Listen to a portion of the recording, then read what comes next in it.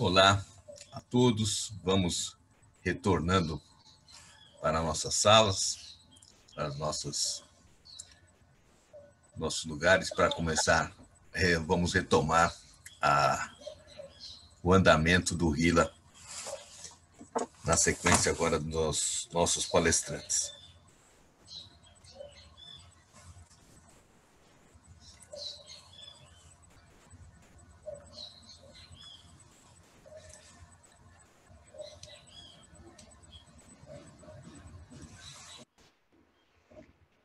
Doutora Ariane Castro já está conosco também.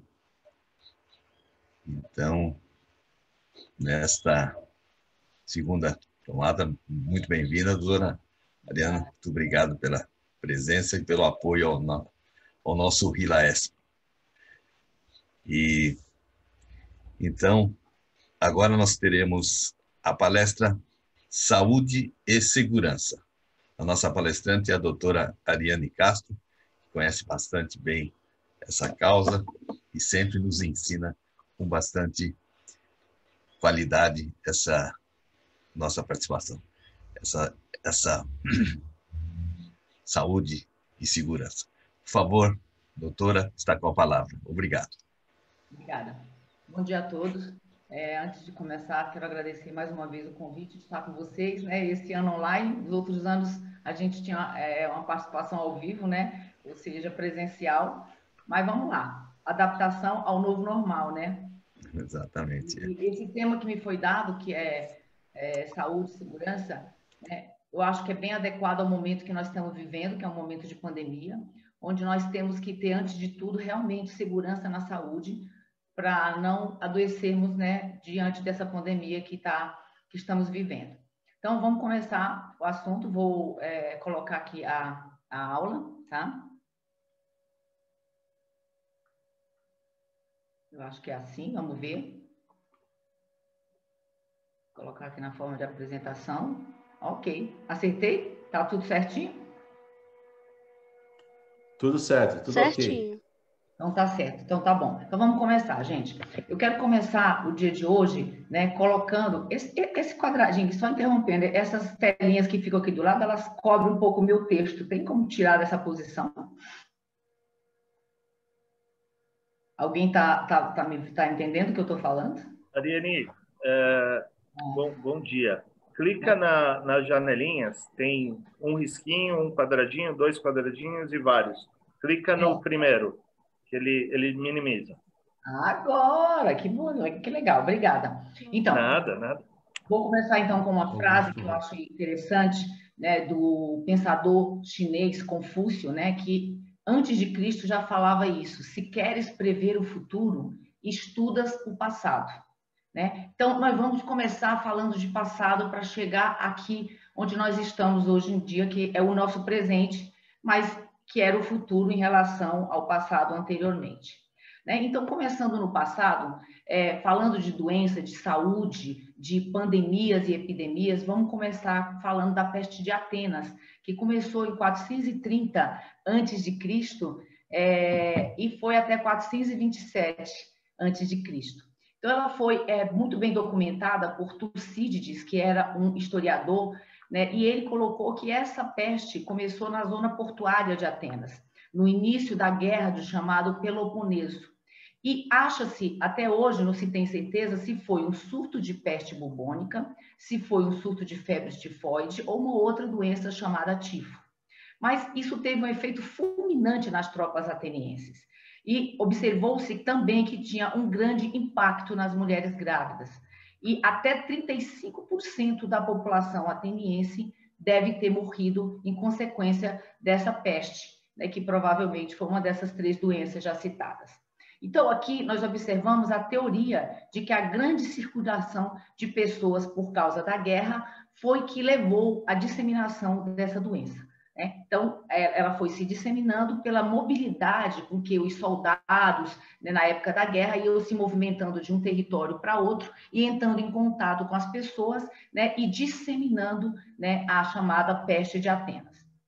Uma outra peste foi a peste de Justiniano, que foi em 541 depois de Cristo, que teve início no Egito até chegar à capital do Império Bizantino e foi provavelmente provocado também pela peste bubônica. Matou entre 500 mil a 1 milhão de pessoas apenas em Constantinopla, que hoje em dia é Istambul. Constantinopla antigamente, Istambul antigamente era chamado de Constantinopla, espalhando pela Síria, Turquia, Pérsia, e que hoje em dia é o Irã, e parte da Europa. Estima-se que essa pandemia tenha durado mais de 200 anos. Então, veja o tempo que levou para eliminar essa pandemia, né? No momento que nós estamos vivendo, nós estamos no mês de novembro, nós já estamos todos desesperados com essa questão da pandemia. Imagina essa que durou cerca de 200 anos. A seguir, já na Idade Média, nós tivemos a peste negra, que foi entre o ano de 1347 e 1353. Foi uma das maiores pandemias da humanidade, que também foi a da peste bubônica. Estima-se que tenha matado mais de 25 milhões de pessoas e dizimou um terço da população europeia. Ela era transmitida pelas pulgas de ratos, né, que estavam infectados com essa bactéria chamada Yersinia pestis, daí o nome peste negra.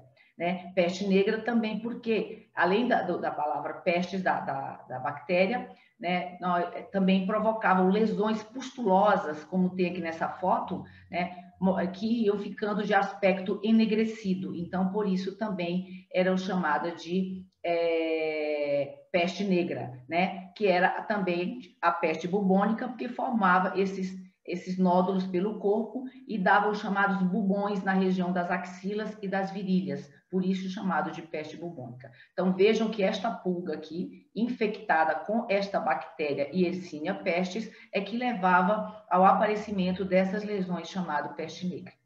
A partir daí, ela poderia ser transmitida por via respiratória, então, através das gotículas que saem da nossa boca e do nosso nariz, causando a chamada peste pneumônica, porque atingia o pulmão, que era uma forma grave, e levava as pessoas à morte.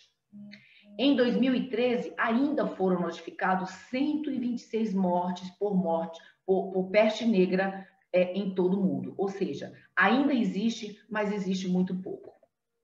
Aqui alguns exemplos de fotos de como as pessoas se protegiam da peste negra, porque com a observação do desenvolvimento da doença, eles observaram que tinham que se proteger para não se infectar.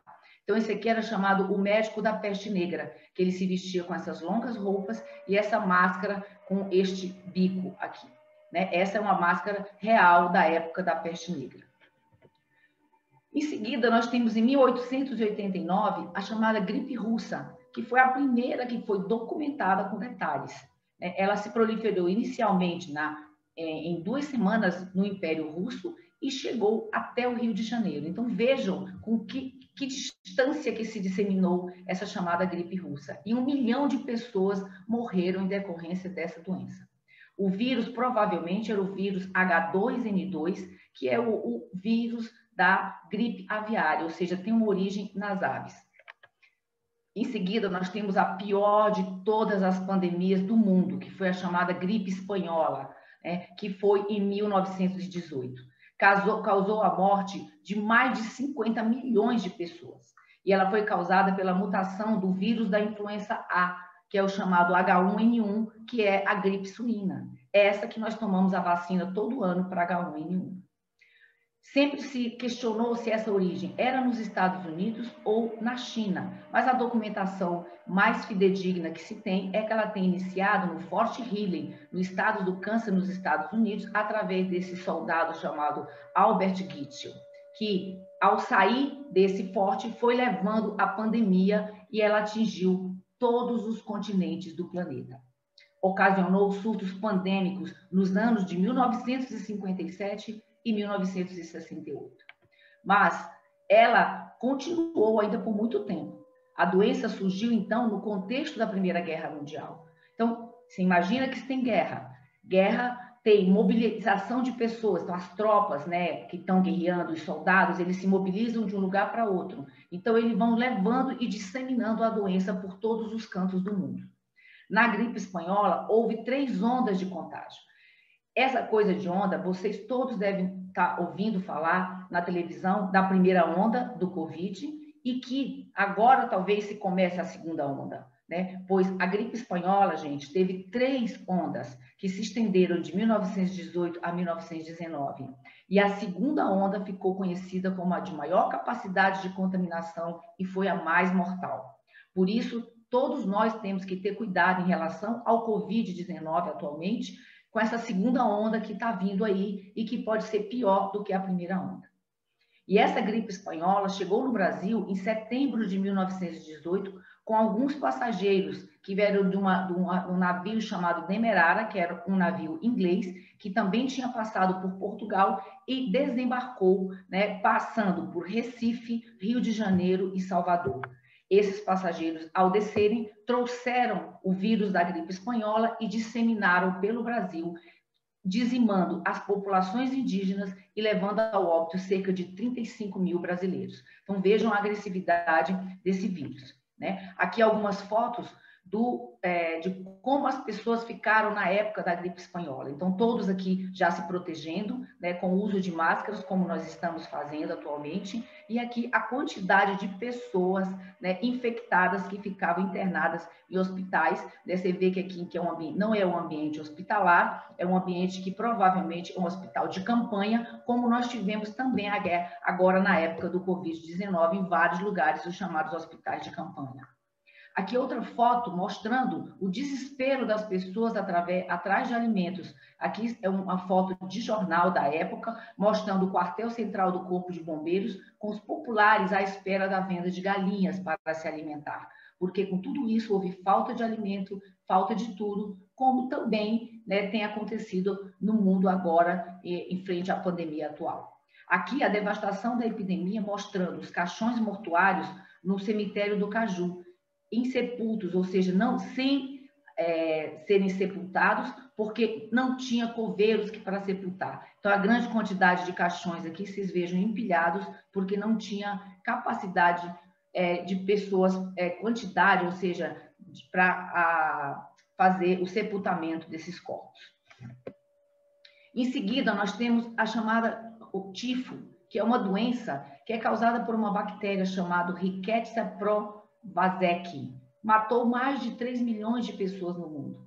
E ela se disseminou após a Primeira Guerra Mundial, de 1918 a 1922. Ela é uma doença onde ela se propaga muito facilmente em lugares onde tem aglomerações de pessoas, porque a transmissão dela é feita através de piolhos humanos do corpo. Então, isso era muito comum nos campos de concentração na época da guerra, muito comum em cadeias, onde as pessoas ficam todas aglomeradas, presas no mesmo ambiente e ficam com um contato muito próximo. Então, isso vai se disseminando muito rapidamente. Depois disso, veio a gripe asiática, né? Na China, provavelmente, ela surgiu em 1957 e muito provavelmente foi o vírus H2N2 e atingiu todos os países em torno de 10 meses. A mortalidade dessa pandemia variou de acordo com a área atingida, chegando a 80% de mortalidade, gente. Ou seja, isso significa que a cada 10 pessoas infectadas pelo vírus da gripe asiática, 8 foram a óbito, 8 morreram. Então, vejam a agressividade desse vírus.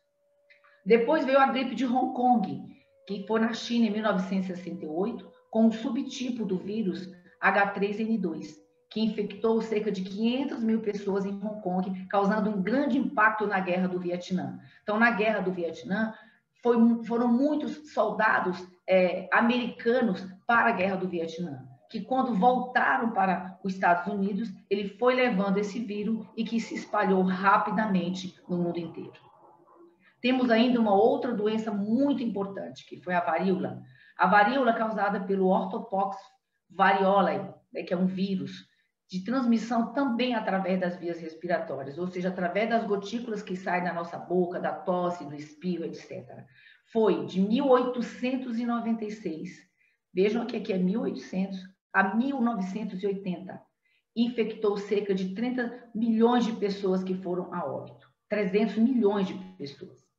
Em 1980, ela foi uma doença erradicada através da vacinação. Então, vejam a importância da vacinação que nos dá segurança em relação às doenças, né? Ou seja, erradicou. Hoje em dia, não existe mais a varíola. Ninguém mais tem essa doença.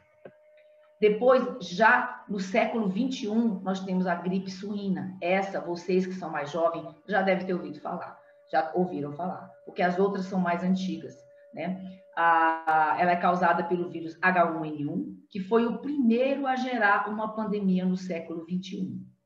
A sua origem foi no México, matou mais de 18 mil pessoas, tá? A Organização Mundial de Saúde fala que foi 18.500 mortos, mas o jornal The Lancet, que é uma publicação médica muito séria, falou que foi de 151.700 a 575.400 mortos na gripe suína.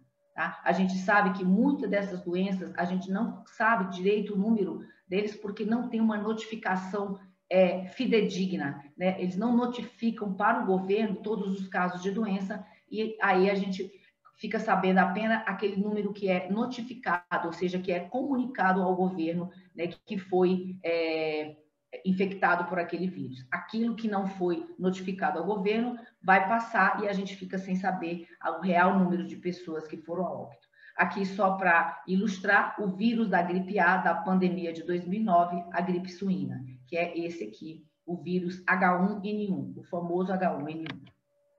Em 2002 e 2003, nós tivemos a chamada SARS, que significa Síndrome Respiratória Aguda Grave. Aconteceu também na China, no sul da China, com 774 mortos. A possibilidade de que isso seja transmitido via morcego, né, que vai para o homem, através desse mamífero aqui, que é um animal silvestre, chamado civeta, que eles são consumidos pelos chineses. Eles comem esse animal. Tá? E esse animal seria infectado, então, através do morcego e levaria, então, através do alimento para o homem. Uma taxa de mortalidade de 9,5%. Essa tela aqui nos mostra a linha do tempo em relação às pandemias, aos surtos de gripe. Estou falando só de gripe, não estou falando aqui da varíola, do tifo, da peste bubônica, da peste negra. Apenas gripe. Então, vejam quantos surtos e pandemias nós tivemos aqui. Né? A gripe russa, que eu já falei, de 1889, a de Hong Kong, né, que eu também já falei, a gripe espanhola, que foi chamada de gripe espanhola, não porque ela começou na Espanha, né, mas sim porque a Espanha foi o único país que falou abertamente da doença naquela época de guerra, né, por isso se chamou gripe espanhola. Aqui, na Ásia, né, a gripe asiática, depois veio a gripe de Hong Kong e a pandemia do H1N1.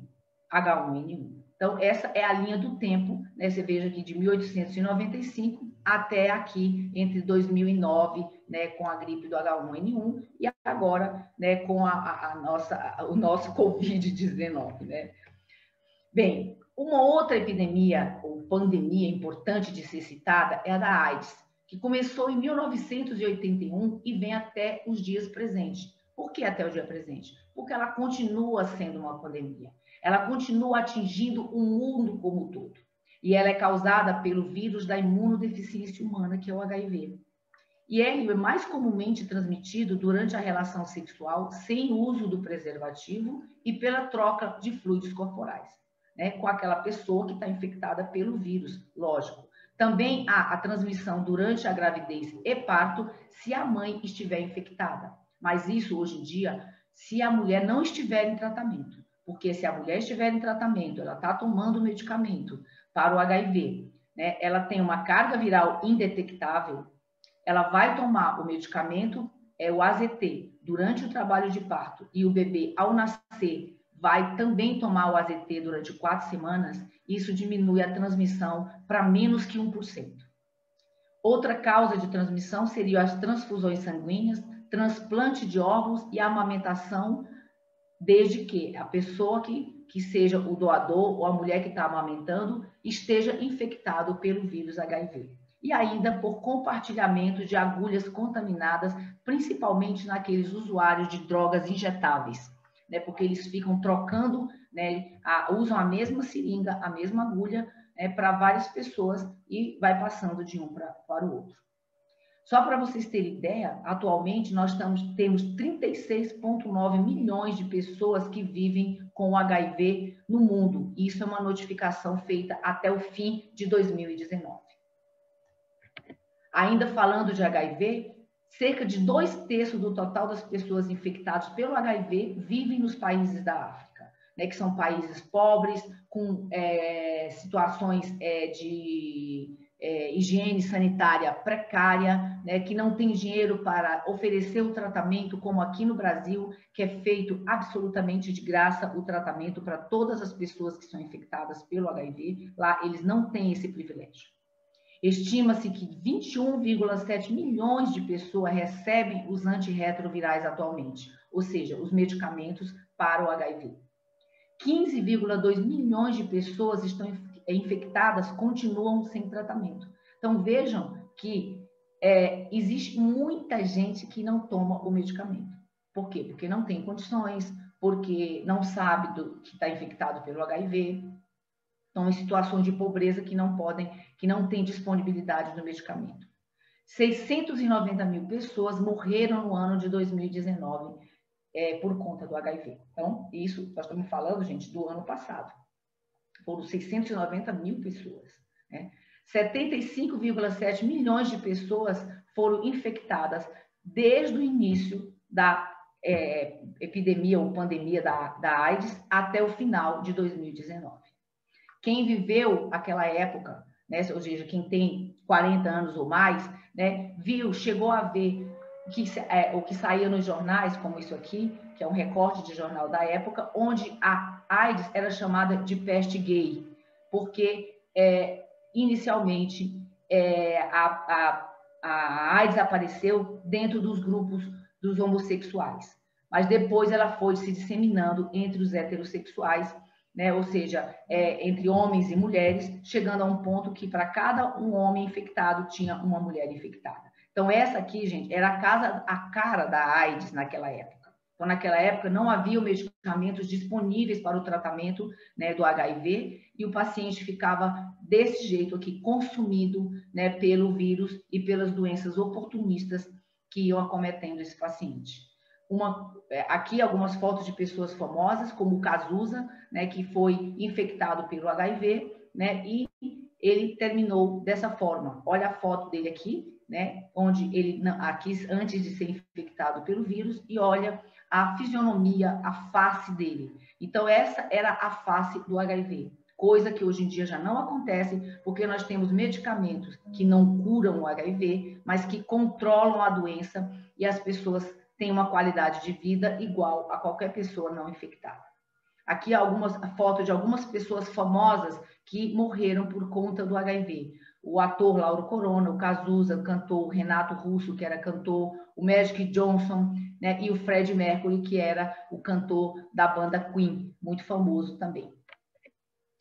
Por fim, nós temos a Covid-19. Chegamos agora na época presente, né, que começou em 31 de dezembro de 2019. Os primeiros casos de Covid-19 foram identificados na cidade de Wuhan, na China. Eu acho que todo mundo sabe disso, porque isso foi incansavelmente falado e ainda é falado na televisão. Causada pelo vírus SARS-CoV-2. Em 11 de março de 2020, a Organização Mundial de Saúde declarou o surto de pandemia. Foi quando começou, né, a ter o fechamento de tudo, o chamado lockdown, né, que foi a partir daí que a Organização Mundial declarou que o mundo inteiro estava infectado pelo vírus SARS-CoV-2. Até 21 de novembro de 2020, pelo menos, ou seja, até hoje, 56.822.606 casos da doença foram confirmados em pelo menos 191 países e territórios, com cerca de 1.359.120 fatalidades reportadas, ou seja, mortes. Mas também nós tivemos 36.460.178 pessoas curadas. Então, não é só morte que acontece cura também. E o que favorece, gente, o surgimento dessas pandemias? Então, nós vimos, como nós falamos anteriormente, né, da peste negra, da peste de Atenas, etc. Então, sempre aconteceu em épocas de guerras ou épocas que tinham grande deslocamento de pessoa. E hoje nós temos uma facilidade de deslocamento das pessoas de um local para o outro em curto período de tempo, porque nós temos os aviões, né, nós temos os navios, nós temos inúmeros meios de transporte que nos levam facilmente e muito rapidamente de um lugar para outro, facilitando que esse agente infeccioso também possa ser transportado para outro local e assim conseguir infectar outras pessoas. Ou ainda, outra situação, aquela em que as pessoas não sabem que estão doentes, pois não apresentam sinais, são chamados assintomáticos. Então, eles não têm sinais ou sintomas de infecção, não tendo cuidados pessoais ou de higiene. Por isso que o governo, né, e a Organização Mundial de Saúde fala para todo mundo fazer uso de máscara, justamente porque nós não sabemos, né, se nós temos o vírus ou não, se estamos sem sintoma, mas podemos portar o vírus e isso vai disseminar o vírus. Portanto, usar máscara é uma questão de saúde e segurança, né? E aqui nós vamos falar de alguns conceitos, porque eu venho falando de pandemia, mas a gente sempre ouve falar, né, de alguns outros termos. Portanto, por exemplo, endemia. O que é endemia? São doenças que se encontram em uma determinada zona de maneira permanente durante anos e anos, né? Então, por exemplo, o vírus Ebola, eu não citei o Ebola aqui, porque justamente ele é um vírus endêmico, ele fica em uma determinada região da África. Teve pequenos casos que saíram, poucos casos, aliás, que saíram, né, mas foram rapidamente controlados. Então, ele fica naquela zona de maneira permanente durante anos e anos. Outro conceito importante é o de epidemia, que faz referência a doenças que disseminaram por uma região geográfica limitada como uma cidade. Por exemplo, vamos dar um exemplo. Digamos que o vírus do Covid tivesse chegado apenas em São Paulo e ficasse aqui, então seria só uma epidemia, ou seja, é uma área pequena. E, finalmente, o termo que a gente mais escuta nas nossas vidas ultimamente, que é a palavra pandemia, que é utilizado para se referir a uma doença que se espalhou por um espaço geográfico muito grande como um continente. Então, nós sabemos que, atualmente, o vírus SARS-CoV-2, que é a Covid-19, que causa a Covid-19, ele se espalhou por todos os continentes do planeta Terra. Portanto, é uma pandemia. E o que aprendemos com as pandemias? É importante, como eu falei no início da frase de Confúcio, para a gente chegar no futuro, nós temos que aprender com o passado.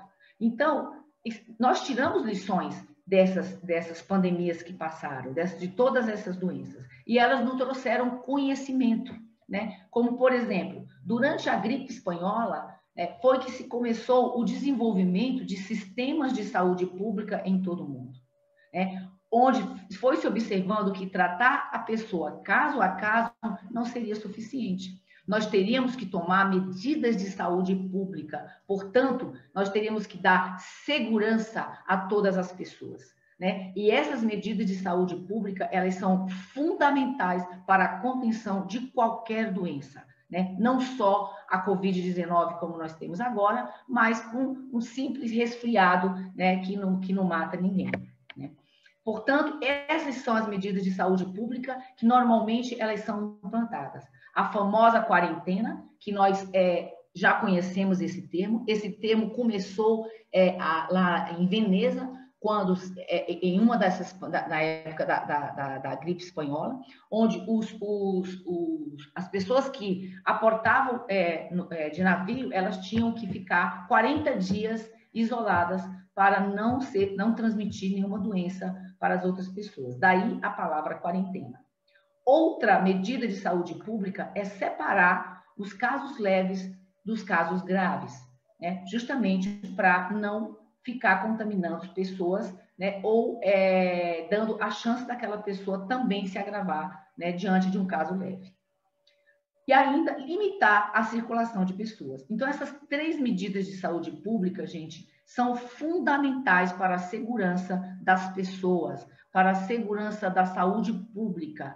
Portanto, é o que está sendo feito atualmente, mas que as pessoas não seguem como tem que ser seguido, que é a famosa quarentena, né, os casos leves separados dos casos graves, e limitar a circulação de pessoas, que agora já está começando a ser mais liberal, mas que por conta disso, talvez, está vindo aí a segunda onda do Covid-19.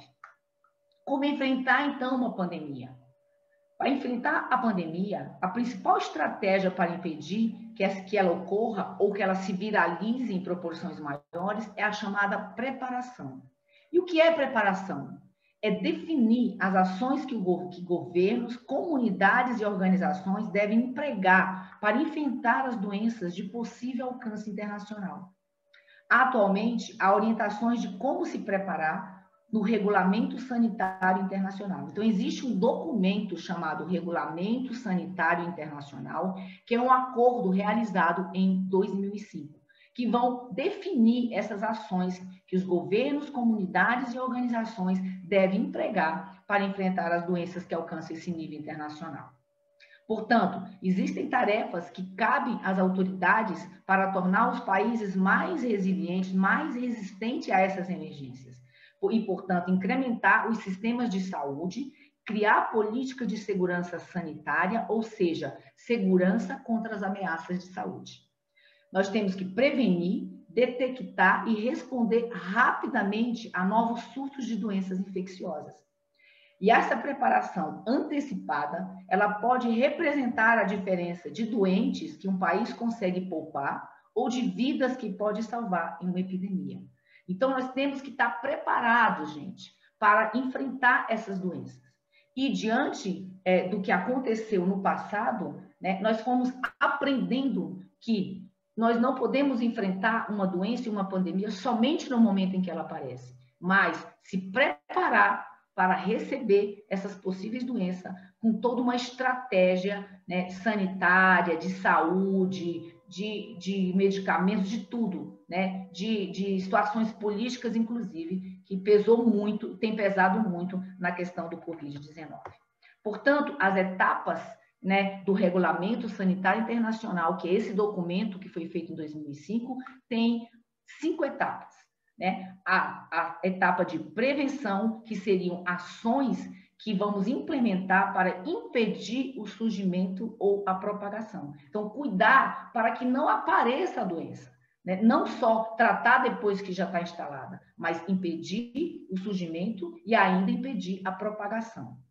Nós temos a outra fase chamada detecção, que serve para identificar os novos surtos. Né? E identificando esses novos surtos, nós temos que ter a outra fase, que é a fase de resposta. A fase de resposta, ela vai nos dar as ações de enfrentamento. Como nós vamos enfrentar essa doença. Né? E isso é feito através de quê? Através de um sistema de saúde, que é a 4ª fase, robusto. O que seria um sistema de saúde robusto? É um sistema de saúde onde tem hospitais suficientes para internar as pessoas infectadas, né, e tratar as complicações decorrentes dessa doença, como, por exemplo, os aparelhos respiratórios, que nós vimos bastante na televisão, que não tínhamos e que tivemos que comprar com urgência urgentíssima, porque não tinha respirador nos hospitais suficiente para as pessoas infectadas. Portanto, quando o governo pede, né, para nós ficarmos em casa, para não nos infectarmos, é para evitar que haja um colapso no sistema de saúde, né, porque quanto mais gente infectada, mais a possibilidade de que você se agrave nessa doença e que precise de um aparelho respiratório. Se todo mundo precisar de um aparelho respiratório, não terá aparelho no mundo que dê conta. E o sistema de saúde vai entrar em colapso e óbitos irão acontecer em milhões e milhões e milhões. E a última fase desse regulamento seria a fase de cooperação, que seria a adesão de todos os países às normas globais, né, de cuidados em relação à saúde e à segurança. Portanto, vamos ver como é essa preparação na prática. Nós estamos falando da preparação, né? A preparação na prática pode ser vista na questão do SARS, que eu falei, que é a síndrome da angústia da respiratória aguda, né? Foi contida com forte liderança pela Organização Mundial de Saúde, que convenceu os países a rastrear a doença, impor quarentena e vigiar as viagens. Por isso, a SARS foi contida rapidamente e não teve tanto óbito. Em relação ao H1N1, ela foi controlada num tempo em que, após esse relatório sanitário internacional, a maior parte dos países já tinham planos prontos para a nova emergência. Então, vejam como é importante a questão da preparação, da segurança de você ter um plano estratégico para cuidar do problema, tão logo ele apareça. Um outro exemplo de preparação na prática foi a varíola, que foi erradicada em 1980, que nós já citamos, e essa eliminação só foi possível depois de mais de uma década de campanha global de vacinação coordenada pela Organização Mundial de Saúde. Aqui é importante falar que muitas pessoas falam contra a vacina. Ah, eu não vou tomar essa vacina. Ah, porque vacina pode dar isso. Ah, porque vacina dá autismo. Ah, porque vacina dá aquilo. Então, vejam a força que tem uma vacina de erradicar uma doença, como erradicou a varíola. E milhões de pessoas deixaram de morrer. Tá? E, por fim, a cooperação internacional ela é fundamental na resposta à pandemia, ou seja, a cooperação de todos os países. E quais são os efeitos mundiais de tudo isso? Nós temos visto, gente, que é instabilidade social e econômica, uma queda do mercado global de ações, a corrida das pessoas às compras. Logo que começou a questão do lockdown, vocês viram o desespero das pessoas comprando coisa para deixar em casa. A xenofobia, que é a discriminação com pessoas de outros países, né? E racismo contra as pessoas de descendência chinesa e do leste asiático, porque o Covid-19 surgiu na China, então as pessoas começam a discriminar. A disseminação online de informações falsas, as chamadas fake news. Isso aqui é muito, muito, muito importante, a gente não propagar as chamadas fake news, né? E saber e procurar investigar se aquilo é uma fake news ou não, né? E isso eu vou falar um pouquinho mais para frente. E ainda, tirar da cabeça essa coisa de teoria da conspiração sobre o vírus, que todo mundo, muitas pessoas acham que isso foi uma conspiração da China para acabar com o mundo, né? Que não tem nada de doença, que isso é mentira, que não sei o quê. Então, coisas absurdas que a gente ouve, mas só quem está dentro da saúde, trabalhando em um hospital, é que vê, né, quais são as consequências reais, né, da pandemia atual. E ainda outro efeito mundial, o encerramento de escolas e universidades. Então, todo mundo está sem estudar presencialmente, está estudando online, né? E isso tem um efeito ruim, né, em termos de estudo, em termos de efeitos emocionais, psicossomáticos, etc. Quantas pessoas que estão sem trabalhar, perderam o seu emprego, que estão sem ir na escola, estão sem ir na universidade, né, que estão trabalhando em casa, em home office, desenvolveram problemas emocionais por conta disso. Então, vejam todo o efeito que uma pandemia pode causar, né, na vida das pessoas. E, por incrível que pareça, todo mundo fala, porque o Brasil não tem isso, porque o Brasil não tem aquilo, porque o Brasil não tem estratégia, e muitas pessoas falam mal do nosso país, mas não é verdade. O Brasil também aprendeu com as pandemias, e nós temos essa publicação aqui de 2010, que foi logo após a pandemia do H1N1, que é um plano brasileiro de preparação para o enfrentamento de uma pandemia de influenza.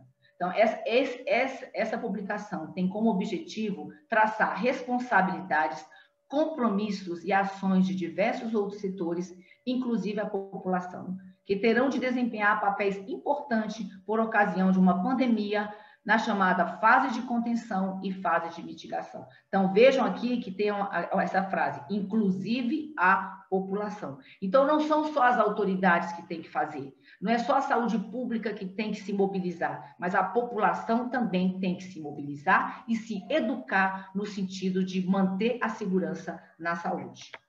Portanto, aqui, essas fases de contenção, que essa publicação aqui fala, que é a fase de contenção e mitigação, seria a contenção, uma identificação precoce, tratamento e isolamento de casos e nos segmentos de seus contatos próximos.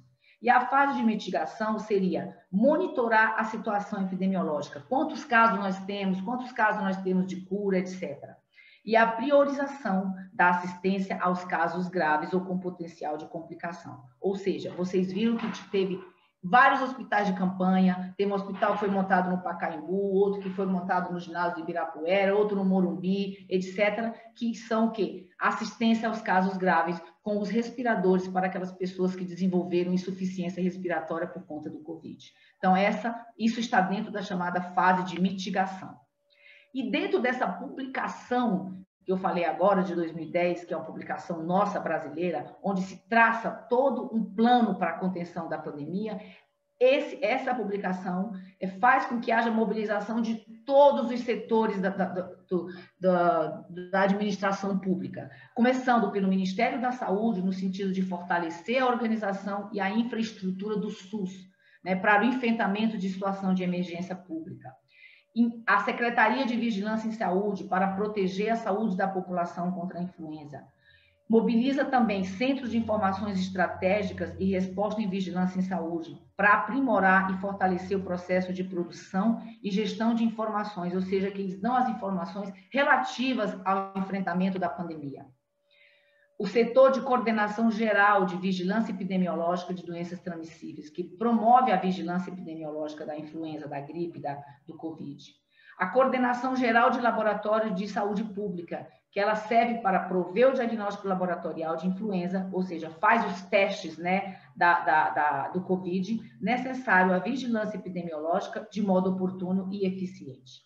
A coordenação geral do Programa Nacional de Imunização, fortalecendo as ações de imunização no que se refere ao planejamento e operacionalização. A Secretaria de Atenção à Saúde, que fortalece a atenção em saúde, incluindo ações e serviços de promoção, prevenção, tratamento e reabilitação dos pacientes e contatos de influenza. E aqui é muito importante falar da reabilitação, gente, porque muitas pessoas que obtiveram cura do Covid ficaram com sequelas e têm que passar por reabilitação. Tá? E a Secretaria também tem a função de reduzir a morbimortalidade. A Secretaria de Gestão de Trabalho, Educação e Saúde, que serve para fortalecer a qualificação dos trabalhadores de saúde no enfrentamento de uma pandemia, ou seja, como, por exemplo, nos provendo dos chamados EPI, né, que são os equipamentos de proteção individual. Então, a Secretaria de Gestão de Trabalho, ela serve para isso, para fortalecer os trabalhadores de saúde, cuidando, ou seja, cuidando da segurança desses trabalhadores para que eles possam cuidar das pessoas infectadas. Outra coisa também que é mobilizada, assessoria de comunicação, que era para prover a população e profissionais de saúde com informações relevantes sobre a evolução da pandemia e as medidas relativas ao seu enfrentamento. Então, vejam quanta coisa é mobilizada para se conter uma pandemia. A Agência Nacional de Vigilância Sanitária, todo mundo conhece a chamada Anvisa, que cuida de portos, aeroportos e fronteiras, que tem a finalidade de quê? Proteger a saúde dos passageiros, tripulantes, pessoal de solo e do público em geral nos portos, aeroportos e fronteiras brasileiras. Por isso que os voos todos foram cancelados na época do lockdown, porque se fecharam as fronteiras para não deixar pessoas adentrarem aos países, levando mais doença ainda. Isso é cuidado da Agência Nacional de Vigilância Sanitária. Os serviços de saúde, de um modo geral, para prevenir e controlar a disseminação do vírus da influenza, com ações de organização, prevenção e controle da infecção. O núcleo de gestão do Sistema Nacional de Notificação. Então, a notificação é cada caso que é diagnosticado tem que ser comunicado ao governo. E isso é muito importante para ações de prevenção e controle de farmacovigilância, porque eu preciso saber quanto eu tenho de doente para me programar, quanto eu tenho que ter de medicamento, de médico, de respirador, etc., para você dar essa segurança de atendimento à saúde como um todo. Nós falamos ainda de Ministério do Desenvolvimento Agrário. Por quê? Porque nós temos que levar essa comunicação, esse conhecimento aos agricultores, familiares assentados em reforma agrária, comunidades tradicionais como índios, quilombolas, pescadores e demais membros da comunidade rural. Então, isso também tem que ser comunicado e tem que ser cuidado dessa população também. O Ministério da Agricultura também é acionado, pecuária e abastecimento, porque ele tem que ter proteções da sanidade animal e da saúde pública para amenizar os impactos sanitários, sociais e econômicos que possam causar em relação à pandemia da influenza. O Ministério dos Transportes, que tem a finalidade de proteger a saúde de viajantes, pessoal ocupacionalmente exposto e do público em geral nas instalações portuárias e rodoviárias, para minimizar o impacto desse impedimento aos fluxos de viajantes, ou seja, a pessoa não pode viajar. Então, o Ministério do Transporte tem que cuidar disso para que não impeçam que as pessoas possam viajar. Mas, se for necessário, será tudo fechado, né, no sentido de conter a epidemia. E, finalmente, o Ministério do Desenvolvimento, Indústria e Comércio, que é no sentido de proteger a agroindústria nacional de seus impactos socioeconômicos. Né? O Ministério da Defesa, né, que, em conjunto com os demais órgãos no controle dos impactos decorrentes da pandemia, ele vai cuidar no que se refere à garantia da segurança nacional. Então, gente, o nosso país, ele tem um preparo, sim, né? Mas ele está sofrendo, como todos os outros países, como os países de primeiro mundo na Europa, como a Itália, a Espanha, estão sofrendo. E aqui nós temos isso aqui, essa fonte aqui de 2019, mostrando quais são os países preparados e os mais bem preparados.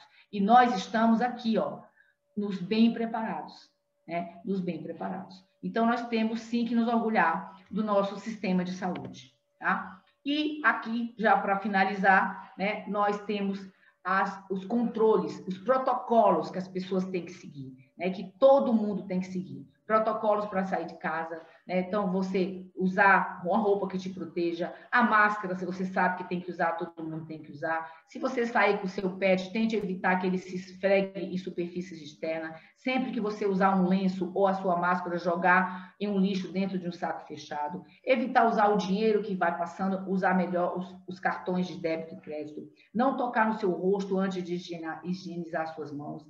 Prenda o cabelo, evite usar brincos, correntes, essas coisas que possam infectar, contaminar e facilitar a propagação do vírus.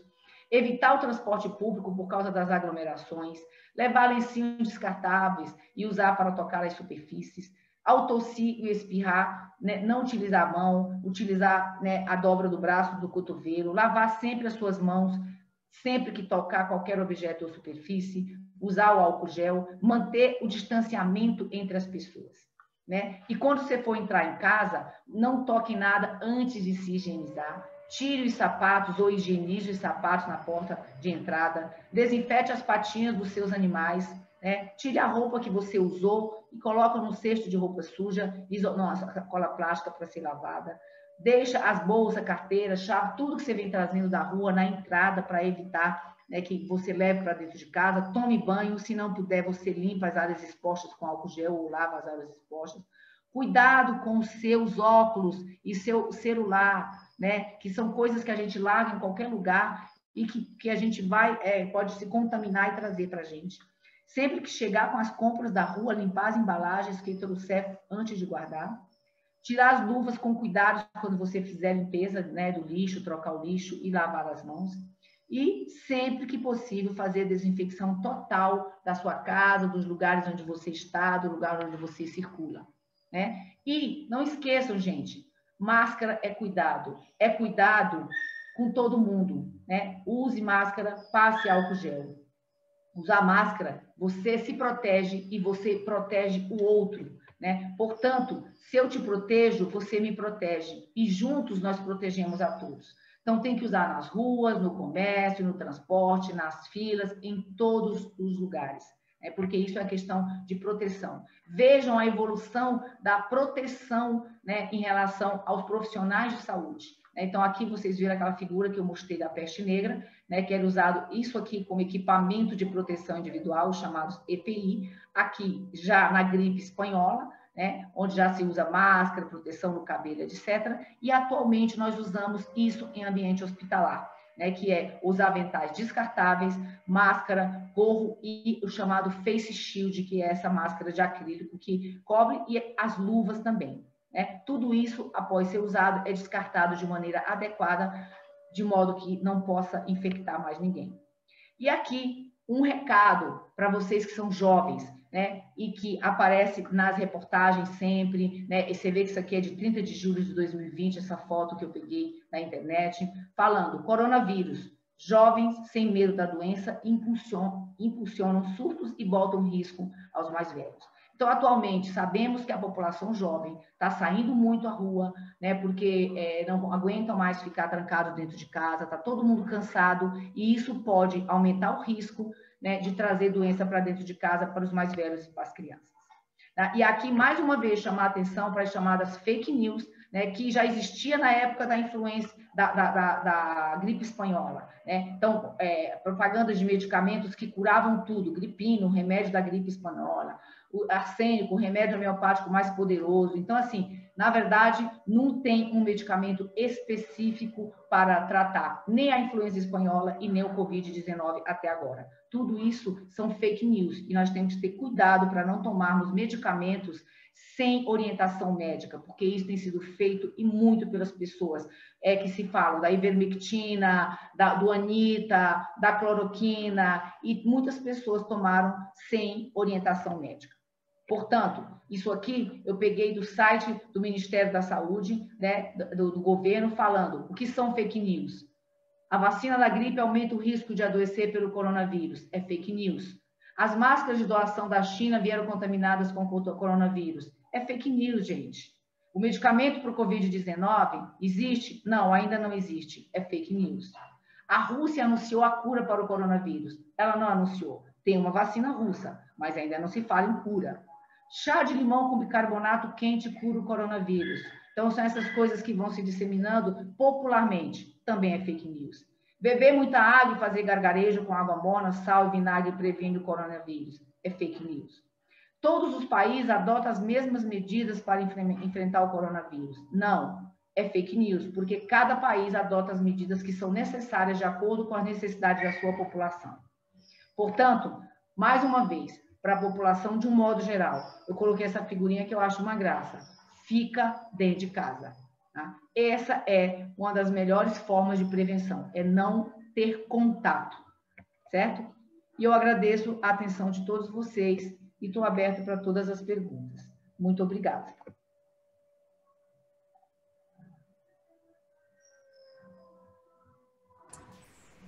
Obrigada, doutora Ariane. Excelente informação, excelente palestra, mostrando a história das infecções e tudo que causou na humanidade e que nós, tomando a precaução, pode ficarmos mais livres dessa pandemia também, ajudar a ficar livre dessa pandemia. Muito importante. Eu quero saber se alguém quer fazer alguma pergunta para a doutora Ariane, que nós temos alguns minutos ainda. Pois não, pode falar. Então, meu trabalho que eu enviei para o ESP, meu projeto, foi exatamente um comentário sobre o cenário em que a Covid-19 chegou, né? Foi, assim, acho que o pior dos momentos que ela poderia vir, justamente porque, por toda essa explosão de fake news, de teorias da conspiração, e eu queria perguntar a Ariane se ela acredita que, caso o nosso cenário sociopolítico, socioeconômico fosse diferente, se você acha que a Covid teria tido um impacto muito menor no mundo. Então, na verdade, você vê que mesmo nos países de primeiro mundo, né, onde tem as questões políticas mais bem estabelecidas do que no nosso país, teve desfechos muito ruins. Então, eu acho que tem um pouco de peso, mas não é o peso maior. O peso maior mesmo é a questão muito comportamental das pessoas, né, da transmissão, da aglomeração de pessoas, o não uso da máscara. Assim, houve alguns impactos políticos, mas eu acho que, como, por exemplo, a fala, por exemplo, isso aí os médicos sempre ficavam falando, né, que o nosso presidente falava, tem que tomar cloroquina, que era uma questão política, né? Então, foi falado que, na verdade, se colocou o exército para produzir a cloroquina em grande quantidade, e aí, por isso, o presidente queria que administrasse para as pessoas, mas não tinha fundamento científico, né? Então, isso poderia atrapalhar? Sim, poderia atrapalhar. E como atrapalhou? Porque muita gente tomou, muita gente se expôs a esses medicamentos sem necessidade, que poderiam ter efeitos colaterais graves, né? Então, mas a questão de ter mais infecção por conta disso, eu acredito que não. Acredito que não. Porque os outros países de primeiro mundo também tiveram um desfecho muito ruim, como os Estados Unidos, gente, pelo amor de Deus. Os Estados Unidos ficou em situação pior que a nossa. Os Estados Unidos, em termos de morte de Covid, ele está em primeiro lugar. Em segundo lugar vem a Índia, depois vem o Brasil, né? Então, quer dizer, um lugar de primeiro mundo, onde se tem uma política teoricamente equilibrada, né? E aconteceu pior do que a gente. Certo? Respondido? Mais alguém quer fazer alguma colocação para... Primeiro, bom dia. Eu queria só falar, né? A gente viu que passaram-se várias pandemias e tal, sendo que, não tem como saber qual seria a próxima pandemia, mas a Covid-19 veio para mostrar que a gente não estava preparado, né? 100% preparado. O que teria que ser feito para a gente estar, pelo menos, um pouco preparado para as próximas pandemias que provavelmente vão surgir? Então, é exatamente esse plano estratégico que eu terminei de falar, que eu terminei de mostrar, né? Que é aquela publicação de 2010, onde o governo ele vai citando todo o passo a passo do que tem que ser feito, né? É que quando se toma uma coisa de proporção muito rápida, mesmo os países que estão muito preparados para isso, eles sofrem. Mas você vê, por exemplo, uma das coisas que não foi feita no Brasil foi a testagem, né? Enquanto a Itália foi testando bastante, a Coreia do Sul, que testou praticamente a população inteira, foi um lugar onde teve quase nada, né? A Nova Zelândia também foi assim, né? Eles controlaram muito rapidamente. Então, algumas coisas têm que ser feitas para melhorar. Uma delas é a testagem da população, que não foi feita aqui no nosso país. Então, foi feito, mas muito poucos casos. Então, a maioria das pessoas que podem pagar pelo exame tem feito a testagem, mas o sistema público de saúde não testou em massa, né? Porque seria importante testar, porque uma vez testado, você vai separar o caso leve do caso grave, aquilo que eu falei. É uma das medidas, né, de ação pública, né, de saúde pública, que eu coloquei lá, a quarentena, né, separar os casos leves dos casos graves, né, e o afastamento social, né? Ou seja, então, você tem que manter isso aí. E a testagem é uma delas, porque você já iria separar esses casos e evitar a infecção. Então, os casos assintomáticos, né, que não têm sintomas, não iam ficar levando, né, essa contaminação para as outras pessoas. Então, essa eu acho que é um ponto importante. Mas todas as outras medidas de saúde, né, que é a fase de preparação, ou seja, você ter um número de hospitais disponíveis, né, ter um pessoal de saúde, né, a equipe médica, a equipe de saúde preparada para receber esses casos, tudo isso tem que estar implementado. Mas eu penso que nessa pandemia, o que mais teria feito diferença seria a testagem. Muito obrigado, doutora Ariane, pela excelente participação, nosso agradecimento, nosso reconhecimento, e gostaríamos de saudá-las, então, com uma salva de palmas. Obrigada, gente. Obrigada pela atenção. Eu espero ter conseguido realmente atingir o tema, o objetivo do tema, né? Mas eu acho que, em termos de segurança atual, tem que se falar de pandemia e Covid-19, né? Tá ótimo, então. Muito obrigado, foi muito proveitoso mesmo. Muito obrigado. Muito obrigada, viu? Tchau, tchau.